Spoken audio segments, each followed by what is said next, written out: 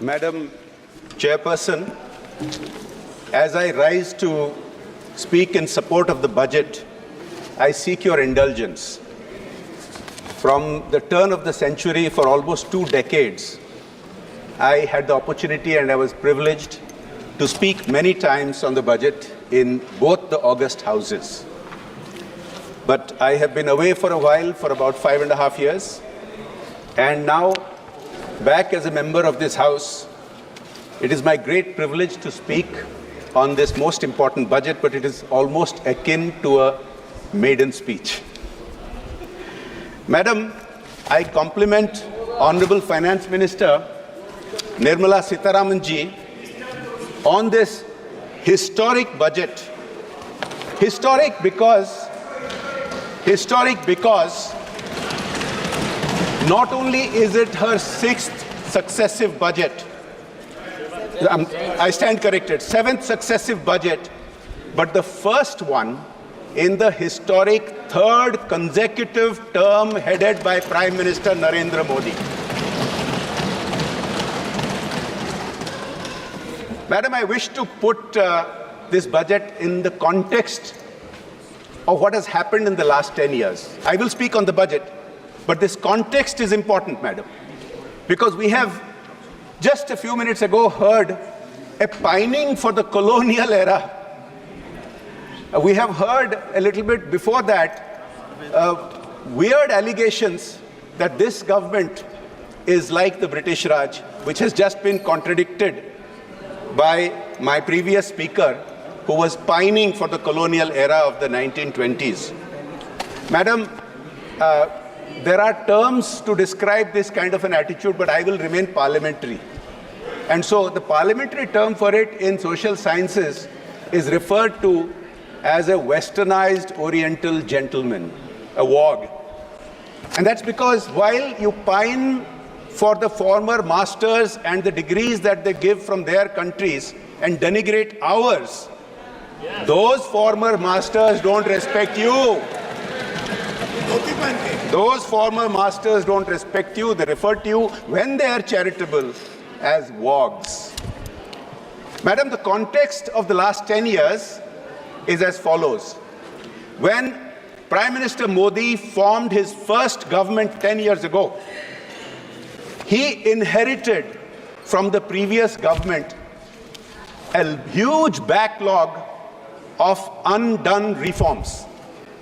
In fact, in the words of my friend, the honorable member from Thiruvananthapuram, you might call it a long laundry list of unattempted reforms. Starting with GST, going on with the bankruptcy code, and we could keep going on and on. Madam, this budget is both very wide in its scope, but also very deep in addressing the reforms that are necessary to take Bharat forward. Madam, for the last 5 years from outside this House, I have admired Nirmala Sitharaman ji's previous budgets when, during the second Modi government, she consolidated on the deep fiscal reforms that were initiated in the first Modi government by my friend, the late Arun Jaitley. In the second term, during Nirmala ji's budgets being presented, India consistently remained the fastest growing large economy in the world.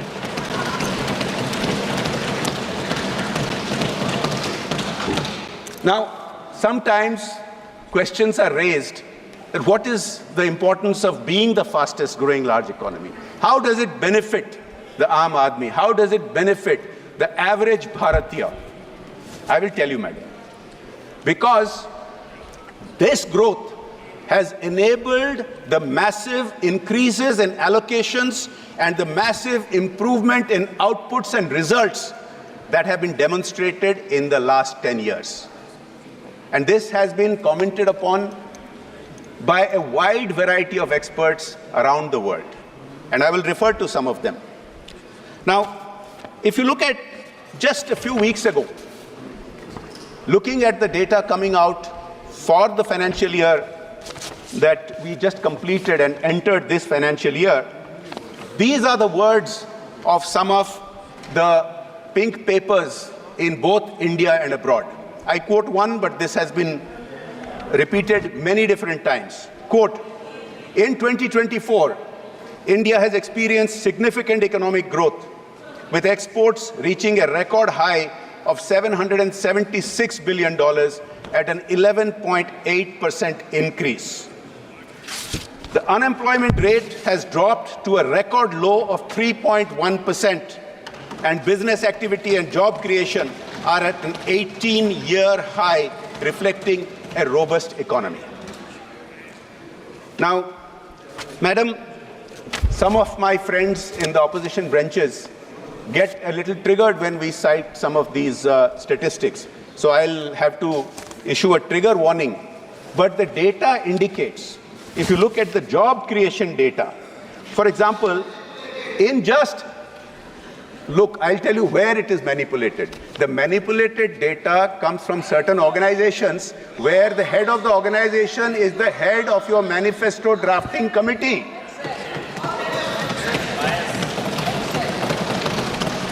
When you cite organizations where the head of that organization is the head of your manifesto drafting committee, that is biased. This is not biased. These are RBI data. These are reflected by the World Bank and by the IMF and by India's pink papers. Next, just in the manufacturing and services sector, in the last 10 years, 89 million jobs have been created. Compare this with only 66 million in the previous 10 years. Look at the economic survey that preceded the budget just a couple of days ago. The economic survey points out that the percentage of youth who are deemed employable has improved from 34% to 51% in the last decade. And this work is being taken forward with many other steps to be mentioned in this budget, which I will come to. Madam Chairperson, I think while increasing these allocations, I'll refer to some of the increased allocations in infrastructure and other areas. While increasing these allocations, for example, my previous speaker just mentioned allocations to health. I think the House deserves to know that in the last 5 years, under the leadership of Prime Minister Modi, Nirmala 9.5%, which is a new record. Madam, the system has to have a capacity to absorb, and that's why it has to be stepped up gradually. You cannot beat this high CAGR commitment to health. But Madam, I think one of the most impressive parts of the Modi government, especially in the last 5 years, is how the fiscal deficit has been managed, despite these high allocations for the growth of India. And Madam, I refer to the fiscal deficit, it gets referred a lot, but I want to take a moment to go behind why it is important. Madam, in this House, not just in the Treasury benches, but also in the opposition benches, there are many friends with whom I have personally sat and engaged in discussions with multilateral and global financial institutions, and they point out that the single biggest factor they look at when giving a country rating is the fiscal deficit. And that is what impacts inflation, that is what impacts our exchange rate, to what some of our friends have been referring to. Madam, the fiscal deficit, which was inherited 10 years ago at 4.5%, was continually brought down in Modi ji's first government until it reached 3.4%. And then the whole world was turned upside down because of the COVID pandemic, and India managed it far better than all other countries. But yes, of course, we saw a rise of the fiscal deficit to 9.2%. But the roadmap that has been shown since then by the Honorable Finance Minister has been rigidly adhered to, coming down year after year to 6.7%, 6.4%, 5.9%, 5.8%, 5.6%, 4.9% this year, and her commitment to bring it back down to 4.5% next year is extremely commendable. Madam, one of the challenges of high growth rate is sometimes it does create inequalities. And that is an allegation that some of our friends have been wrongly making. And I'll tell you why, madam. Because inequality is something that is measured. There is something called the Gini index, which measures inequality in a society across all countries. Madam, the reality is India's Gini index, which started out 10 years ago in the mid-30s, has remained in the mid-30s. Inequality has not changed by economic parameters. And madam, why this is particularly impressive? Gini index, why? Just look it up. It's very simple. You can Google it. Now, madam, the important thing is the Gini index of India is far better than other BRICS countries like China and Brazil, which means despite being in the same economic strata, we are a far more equal society. What is even more impressive is that our Gini index compares more favorably than highly developed countries which have been allocating huge sums to welfare, such as the United States, such as the UK.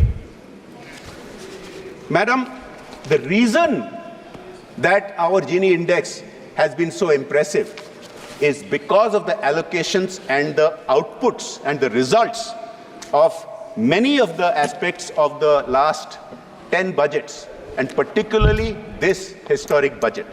Let me give you an example, ma'am. The Pradhan Mantri Awas Yojana. Because to maintain equality in a society, if you provide roti, kapda and makan, that is what helps maintain equality. Pradhan Mantri Awas Yojana, madam, just a comparison. In the years before the last 10 years, there were schemes like the JNNURM and the Rajiv Awas Yojana, which sanctioned a total of less than 13.5 lakh houses. By comparison, since 2015, the Pradhan Mantri Awas Yojana has sanctioned 42 million houses, and this year, 30 million more houses are going to get built. Take, for example, ma'am, the Jal Jeevan Mission, another very key aspect of the various budgets of the Modi governments 1, 2, and 3, especially in the last few years. Ma'am, take a look at this. I'll give you the statistics. The Jal Jeevan Mission, just a few days ago, please have the patience to listen. Please have the patience to listen. The Jal Jeevan Mission.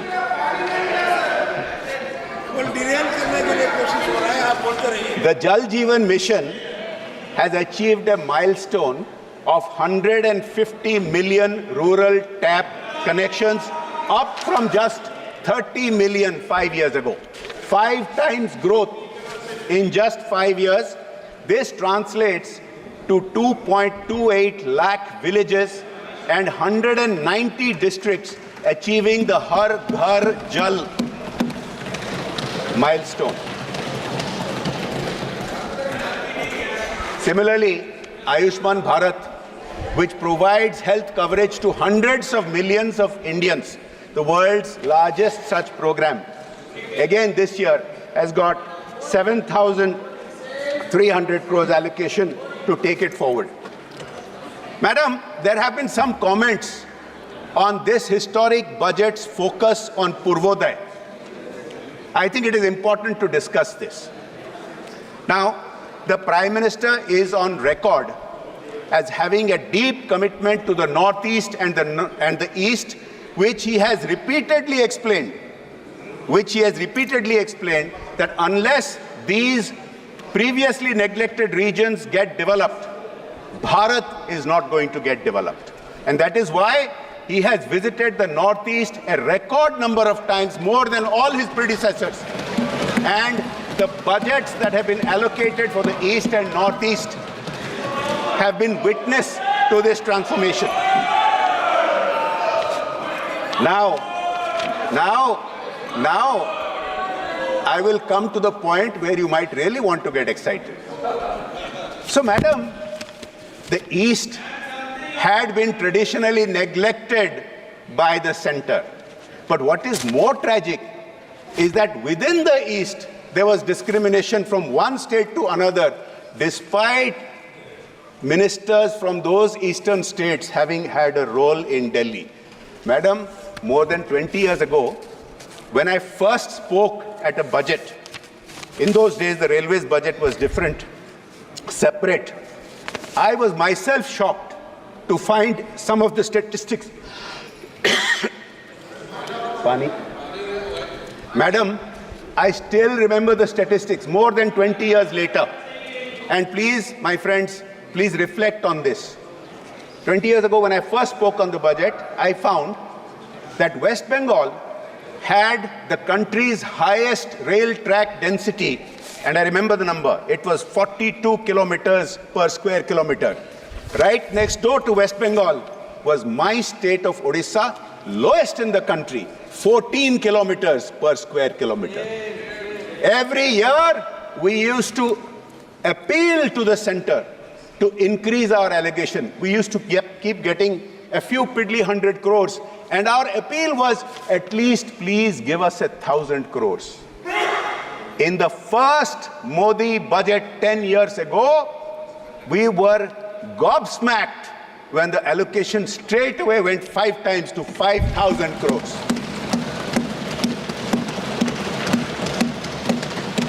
We did not then have a railway minister from Odisha. The Modi government does not believe that Sabka Saath, Sabka Vikas, Sabka Vishwas, Sabka Prayas is determined by proportionate representation, but it is for all India. Madam, this year, I thank the Honorable Railways Minister. The Railways allocation for Odisha is 10,500 crores, go a long way towards bringing Odisha up to the national average and beyond. Madam, when we talk of Purvodaya, even West Bengal is included. Yes, there has been a lot of talk about Bihar and Andhra Pradesh. In Odisha, people, some of our friends from other parties in the other house created a ruckus because they wanted to know how much has been allocated, despite the Honorable Finance Minister specifically covering a wide array of investment opportunities. And just yesterday, from what has been presented in Parliament, it looks like our long-awaited coastal highway project, which is going into the DPR stage, is moving forward. And that is something like 2.5 times of what the Railways Minister has given us. This will be a total transformation for Odisha.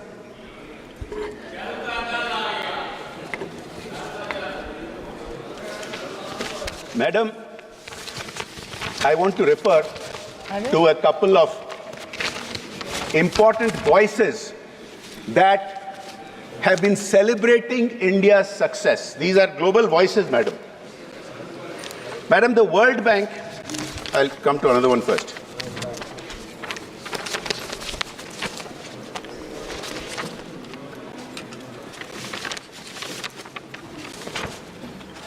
Madam, I'll first mention that many, I apologize, I did not realize that there had been a change in the chair. Respected Chairperson, sir. Sir, the Modi government believes in finding win-win solutions which are fiscally sustainable, environmentally sustainable. There are those of our friends in other parties who run some states, who run their states into the ground because of freebies which they cannot fund. Then they keep running to the center asking for special funds. The Modi government works differently, sir. Look at electricity. The massive thrust on renewable energy, the massive thrust on solar has been something of a world record setter. If you look at it, sir, 10 years ago, India inherited a total installed capacity of 2.6 gigawatts. It is something that is being cherished and celebrated around the world, that today this photovoltaic capacity, solar cell capacity installed is 85.5 gigawatts. Sir, please wind up in a minute, please. Sir, the PM Surya Ghar Muft Bijli Yojana is another such win-win solution. And it was important that the Honorable Finance Minister mentioned that more than 1.28 crore applications have been received for this, because this proves that this is a yojana which is getting uptake, which is getting enormous interest. And not only will these households get 300 units of free electricity, but the extra electricity that will be generated and sold from their rooftops goes into their accounts. This is something that is being again talked about a lot everywhere else. Sir, as I start coming to the end of my speech on the budget, I want to talk about the digital transformation that has happened under the Modi government 1, 2, and 3, which is the talk of the world. Now, look at the startup environment. 10 years ago, we had a sum total of some 350 startups. This has grown 300 times in the last 10 years, and now India has more than 90,000 startups, third highest in the world, and these have been made possible by the various policies of the Modi government and the budgetary support for such development. Sir, the World Bank has made the following comment. I think it is worth mentioning. Quote, without the digital payment infrastructure such as Jan Dhan bank accounts, Aadhaar and mobile phones, the JAM trilogy, India may have taken 47 years to achieve the financial inclusion which it has achieved in only 6 years. This is the kind of transformation that is happening. Madam, in the limited time, so I apologize again. I apologize again. Sir, in the limited time available to me, I will not be able to go into each and every aspect of the budget, but suffice it to say that the thrust on infrastructure continues. And this is again the talk of the world. And this year's allocation of 11,000 crores continues that initiative, which is transforming India, creating jobs, and keeping us as the fastest growing economy. Please conclude, sir. Yes, I'll just make this one last point and I will conclude. Sir, one of the most transformational infrastructure initiatives was started under the late Atal Bihari Vajpayee ji in the first NDA government, which was the Pradhan Mantri Gram Sadak Yojana scheme. Sir, I represent a coastal district of Odisha, Kendrapada, where many areas used to get completely cut off during the monsoon, and children could not go to school and citizens could not go to hospitals. But the PMJSY roads, concrete roads, made it possible that even something which may be 15 kilometers away becomes easily accessible on a bicycle. It has transformed life, but there are still areas that are left behind. And I compliment the Honorable Finance Minister that in this historic third Modi government, she has proposed the fourth phase of PMJSY, which is going to create connectivity to another 25,000 habitations. And it transforms places like Kendrapada, places around the country, especially in the northeast and previously neglected areas where many habitations, many villages used to be deprived of the basics of life, which are now being made available to them. Sir, I could go on and on. I will just conclude by saying that sometimes our friends in the opposition try to blame us for their own faults, whether infrastructure which is facing problems which was built during their time, or whether the banking situation. Sir, the transformation in the NPAs in the banking situation is noteworthy. I will conclude with that. Some 64,000 crores worth of assets have been seized, which was not happening, and it may be paining some of our friends because parties of nepotism, parties of corruption obviously had a stake in all those defaults. Now, some 15,000 crores have been returned to banks, and in this budget, the Honorable Finance Minister pointed out that 3,30,000 crores has been returned to creditors because of the policies of the Modi government so far. With that, I conclude my speech in favor of the budget. Thank you, sir.